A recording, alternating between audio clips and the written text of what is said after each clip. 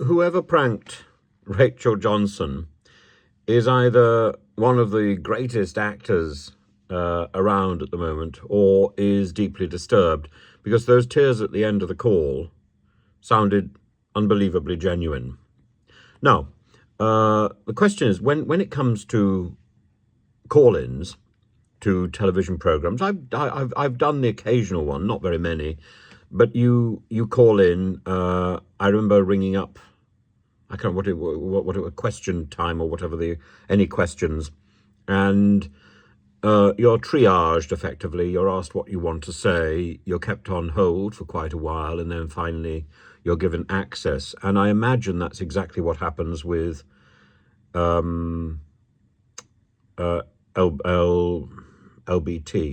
Is it LBT? Suddenly the acronyms disappeared from my mind. And I cannot imagine that this caller's name was not written down. And if he said he was Charlie Anderson, I presume they would have picked that up. Now, I don't imagine they would they would have picked up the idea that he was claiming to be Lee Anderson's son. I suspect that was part of the general prank, and that must have come as a surprise to Rachel Johnson. And very good for her, very good that she knew that his son was called Charlie. But the point is, she hangs around with the Conservative set, so presumably she would have met Lee Anderson and will have known, probably even met his family. And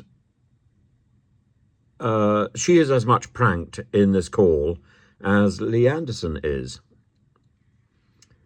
And I've said earlier that the real problem with the call is not what is alleged, but what the fact that Rachel Johnson doesn't question the allegation itself. It sounds credible. That's the problem. The problem is the thought of Lee Anderson hitting somebody, whoever that might be, is a credible allegation.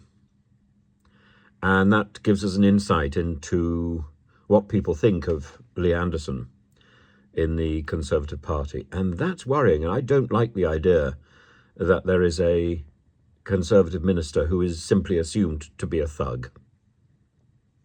And I didn't like the image that John Prescott cut,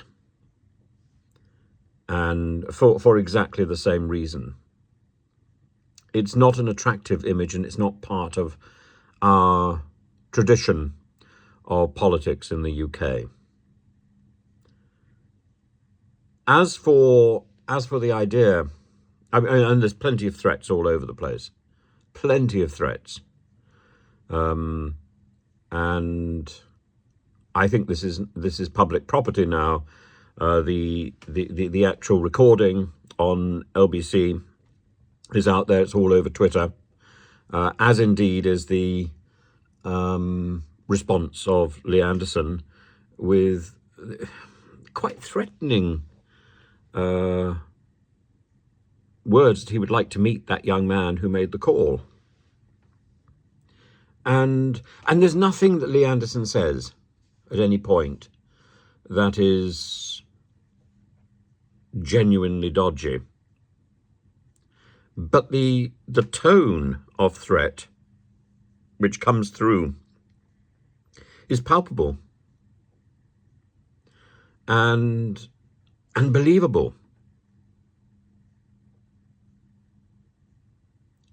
And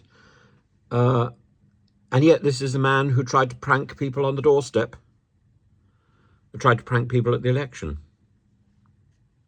This is not somebody who is blameless when it comes to pranks, is it?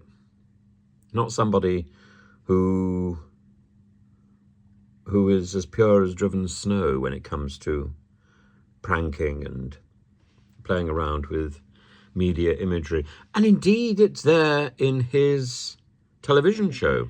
So you can definitely vote, But you're not going to vote for And the television show, in the Labour Party, of course. the idea of the television show is very good. My dad's always been good and things. And freedom of speech, but it came to He is just wooden and hopeless in front of a camera. But the idea is great. He's just the wrong person to carry it out. And I said, Dad, my friends are, Asian heritage and things, and he tried to headbutt me and grab me and basically took my mum to knees. This sounds like a very personal issue you've got with your dad. Thank you for your call. I wish you all the best. I'm not sure whether we should continue that. It sounded like a very personal domestic there. So to go Charlie back to the person he purported the start of this video, whoever pranked Rachel Johnson is either a great actor or very disturbed. And I think one should err on the suspicion that the person is disturbed and that those were real tears at the end. And so despite the amusement of the video and despite the humiliation of dear Lee Anderson, I think one should spare a thought for the person who was doing the pranking. And I think one should also spare a thought for Lee Anderson's own son, Charlie Anderson, who doesn't deserve to be at the centre of this particular story. And I understand is himself very affable. And, it's there is a case for saying that one shouldn't involve people's family. But that said, this story exposes something, and it's the lack of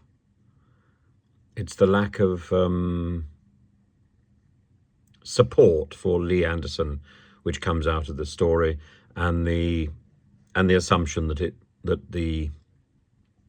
this was possible. The assumption that Lee Anderson could hit somebody, you don't want to get too close to those fists, do you?